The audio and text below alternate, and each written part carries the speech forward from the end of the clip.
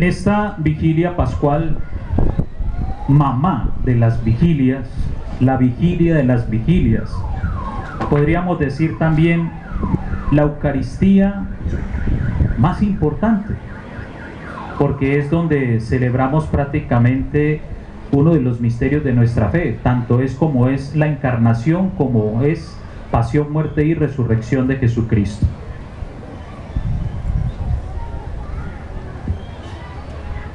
Tiene sus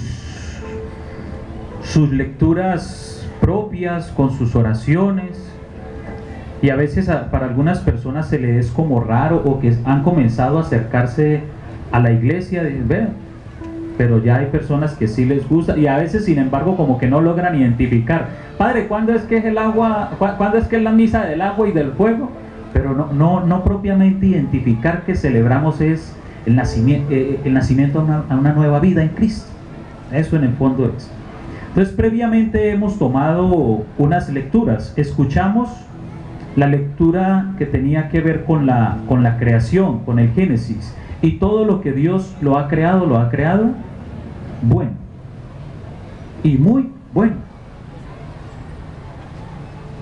También esa promesa que se le hizo a Abraham, y si miramos después de tantos años, vemos que a raíz de esa promesa de Abraham le ha dado muchos hijos, muchos que creemos en el Dios Padre de nuestro Señor Jesucristo. Ese mismo Dios, en la profecía de Ezequiel, fue el mismo que se encargó de: yo les daré un corazón de carne, les infundiré un espíritu nuevo, yo lo haré nuevo todo. Esa promesa de ese Dios caminando allí, como también la lectura del Éxodo que nos mencionaba y que hoy de pronto no pudimos apreciar mucho, el escuchar la vigilia completamente en oscuras, por aquello de que el templo está muy pequeño y estos calores, y estamos aquí como más relajaditos, ¿no es cierto? El hecho de que mencionara que la columna de fuego que acompañaba al pueblo huyendo de sus opresores, de los egipcios, y que atravesaron el mar Rojo, y toda esa imagen que nos brinda también la liturgia, la Sagrada Escritura y el séptimo arte, y que vemos la película y que recordamos la historia sagrada, y cómo Moisés le decía al mar: bueno, ábrete eso, y se abría el mar allí, y pasaron los hijos de Dios, y apenas venían los egipcios, cerró eso, que no quedó ni uno vivo. Esa lectura no podía omitirse, dice que debe ser obligatoria, porque así es como ellos, los judíos, el pueblo de Israel, recordaba la liberación de Egipto. Para hacerme entender un poco, he tomado esta herramienta que no tiene nada que ver con la liturgia. Me da el favor y me colocan el himno nacional.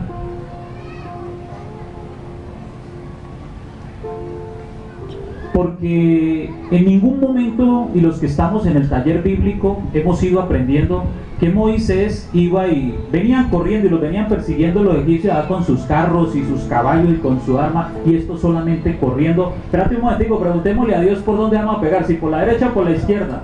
Ah, ya dijo, escribo allí que por la izquierda. Ahora que no, todo se fue escribiendo poco a poco, y recordemos lo del Jueves Santo que les prediqué sobre la tradición oral. Entonces, para comprender aquello de la cultura de Israel, y que no vayan a perder su fe de que entonces el mar Rojo no se abrió en dos, ¿cómo así, padre? Por eso he querido que escucháramos nuestro himno nacional, porque también el himno nacional nos recuerda ¿nuestra qué? Nuestra liberación. Y miren ustedes cómo comienza: cesó la horrible noche. Pero eso no fue el 20 de julio, en un momentico que le dijo este Cindy a Rafael Núñez: ve, escribamos eso así, ya, y listo, y saquémoslo mañana al aire. No, eso fue mucho tiempo, muchas batallas, mucha sangre.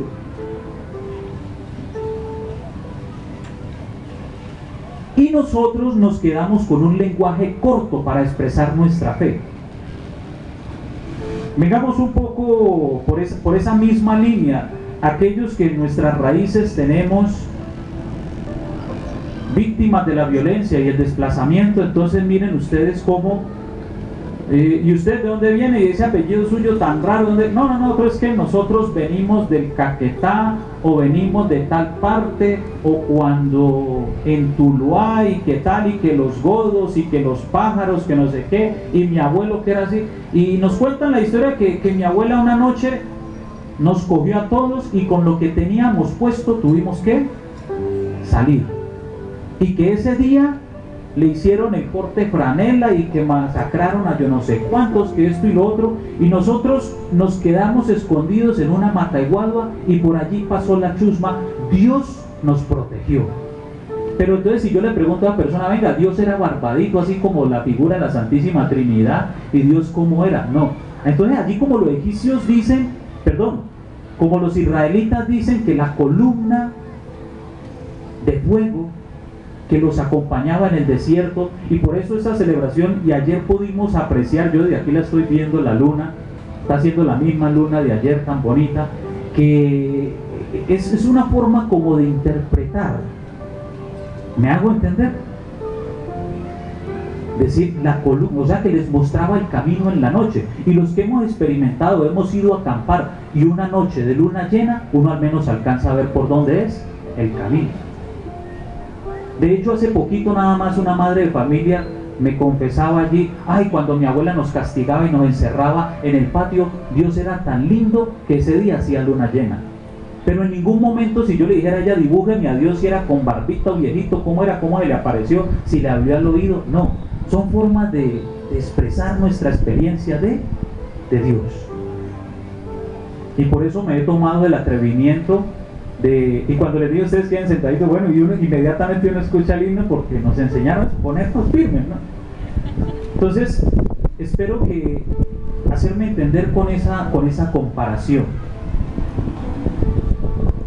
de que las otras estrofas que alcanzo a acordarme por ahí, de Boyacá en los campos, el genio de la gloria, invito coronó, soldado sin coraza, de sublime, ¿cómo? Ganaron la batalla, con varonil aliento, ¿qué? De escudo les sirvió. Y miren, y recuerden ustedes cómo termina esa primera estrofa, ¿no? También de las palabras de aquel que murió en la cruz también. Pero no es que Jesucristo o el Señor de la Misericordia se le haya parecido a Simón Bolívar y a Santander y le haya dicho, vean, ¿no? Es la experiencia del pueblo que va caminando y siente esa presencia de Dios allí acompañando a su pueblo.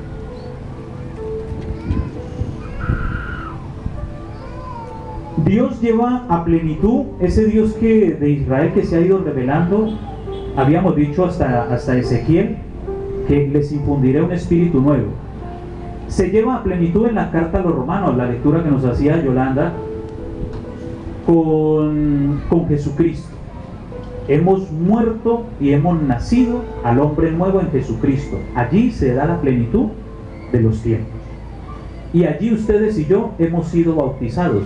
Nuestros padres y nuestros abuelos se comprometieron a ser luz.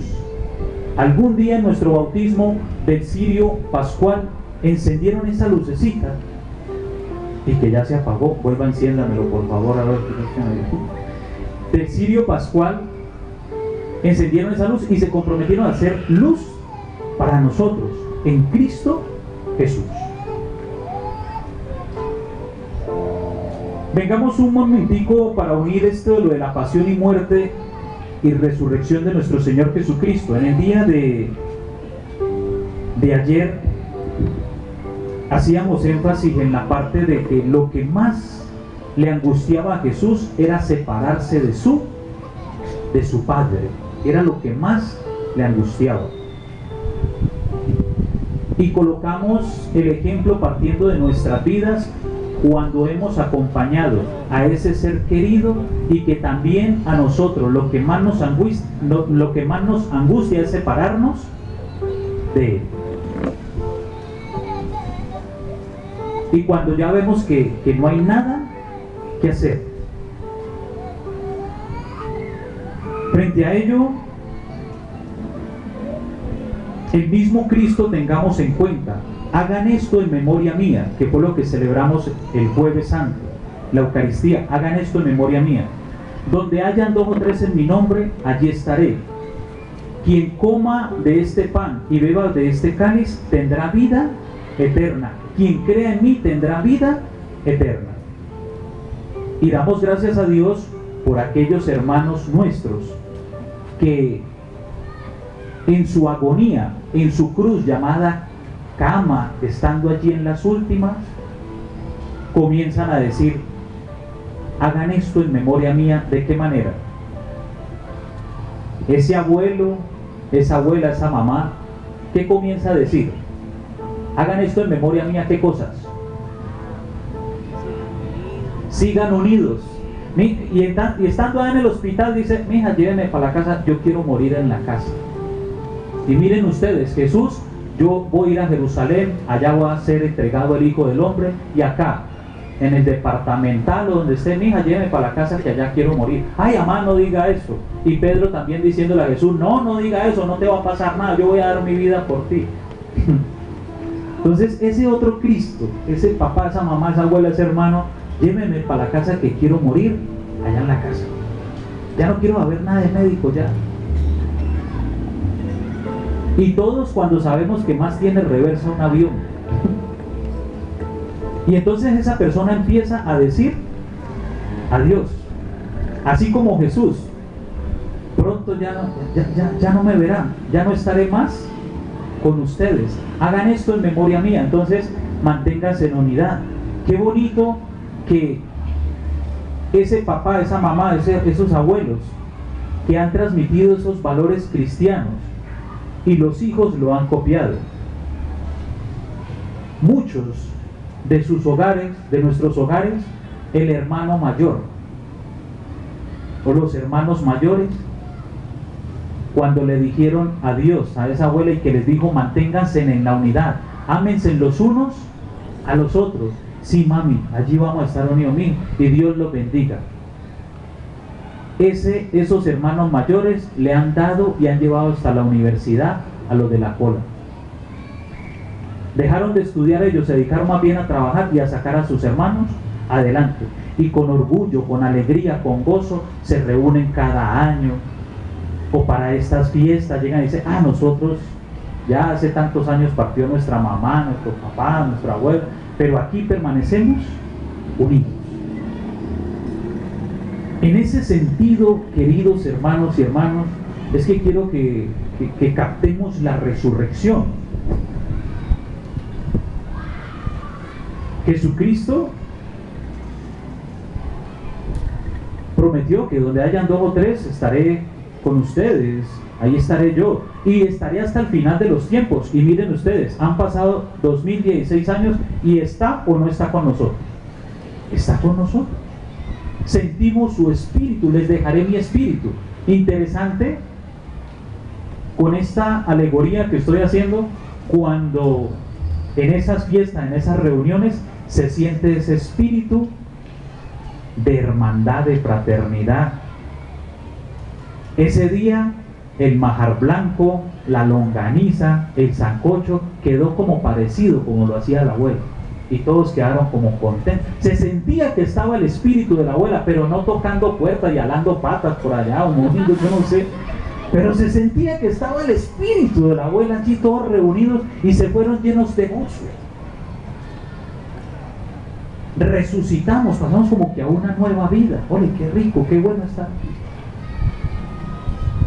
Porque algo que tenemos que tener claro es que, y lo que yo hay veces como que, o lo que uno se confronta a diario: padre, es que tengo una operación, padre, es que oren mucho por mi hijo, que mire que todos algún día tenemos que morir, sea como sea. Pero qué bonito como en las reflexiones que hacíamos ayer en torno a la cruz. Había una que decía de entregar la vida, así sea de manera corta, que yo hice alusión a Jesucristo, así sea de una manera corta. Jesús a los 33 años partió de este mundo, así sea de una manera corta, pero que sea recordado para toda la vida. Entonces, interesante esa parte. Y recuerden ustedes esa frase que me ha llamado mucho, que lo aprendí en un retiro espiritual y se la repito en esta vigilia pascual. Cuando nuestros seres queridos pasan a vivir de este mundo, cuando nuestros seres queridos parten de este mundo, pasan a vivir de entre nosotros, a vivir en nosotros, en nuestro corazón, en nuestra conciencia. Entonces, lo mismo la resurrección de Cristo. Entonces, queridos hermanos, que nuestro Señor Jesucristo, que con estos misterios que hemos contemplado de su pasión y muerte, nos lleve a resucitar a una vida nueva y de una manera aterrizada y no esperando cosas extrañas. Que así sea.